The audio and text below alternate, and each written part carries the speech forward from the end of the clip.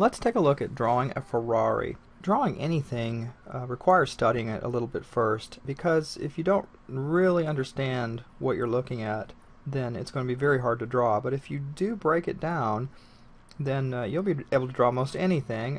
Cars, people, scenery, landscapes. So what I'd like to do first is take a look at this picture, and what I do in my head is break it down into its parts. Like, for instance, what would this look like if we boxed it in? Now this works with a picture, but we can use this also when we look at things in real life. Note that this shadow cuts outside the box. Now inside a box, what are the relationships that are sort of obvious here? Well, that's about halfway right there at the top of the windshield. So that's at the middle of the car. Let's see, going horizontally, this is about halfway in this box. And if I come all the way across here, this part of the fender right here is also roughly halfway. And I might look at negative shapes. See this shape right here that's made by that corner. Also the side of this mirror, there's a little triangular shape here, and so I'm looking at the shapes outside of the car. Also looking how that squares off right there, how this makes a triangle, sort of a sweeping triangle down here. This is a tricky shape, and I'm just going to draw it. Make a printout of this car and practice some of this. Now let's look inside the car.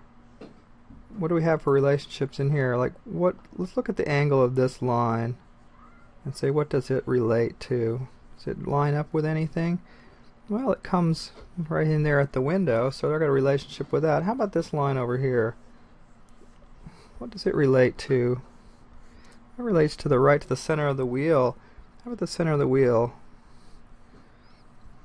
And where does this line relate to? Right across here. So by dividing it up into pieces like that, it helps me understand what's happening. And I try to deal with the hard edges.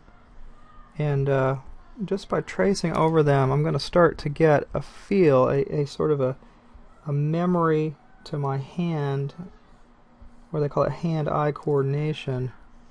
I'm going to start to see the relationships and really note that right there, that actually, see how that headlight is blocked there. It's at an angle. Feel this shape right here. Alright, so I'm dealing a lot with the external shapes. We can also deal with the internal shapes. What's the relationship internally here of this little window space to the rest of the car? Well, again, it's still dealing with the negative spaces there. But a lot of times I think it's easier to get your proportions by working with the negatives. Now this is a tricky line because of the perspective on this car. And we really want to look how that line really lines up. If we were looking at following this curve here with that part of the car, and then this fairing here drops down, or this part of the car, whatever we want to call that. So I like to study it, practice going over some of these shapes, so that when we go to our paper to do it, it's not the first time our hand has gone through these moves. And after you've done this a while, of course you don't need to do this on a drawing, but you can do it in your mind looking at things, or you can hold up your hand and sort of draw things in the air as you're looking at stuff. So typically it takes me several times drawing something to get it just the way I want it. I always find that I rush into it and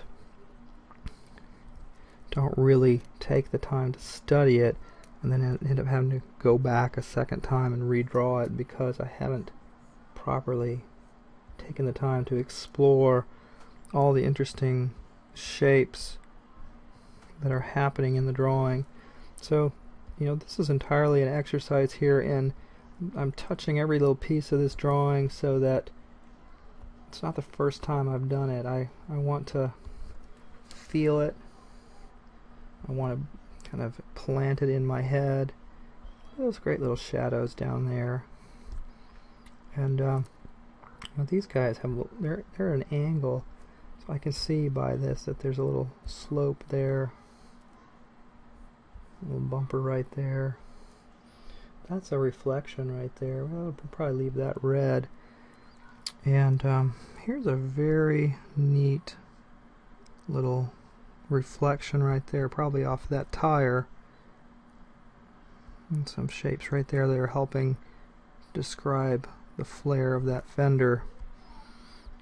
Alright, so I'm going to go ahead and turn that off, but that's going to be part one. There is just take some time to study your subject. Go ahead and print out a picture and draw all over it and explore it and get a feel for, you know, what's happening, what is central to the car, you know, where do these things cross, where do different lines meet, what kind of relationships can you find between different parts of the car, and how does that all come together?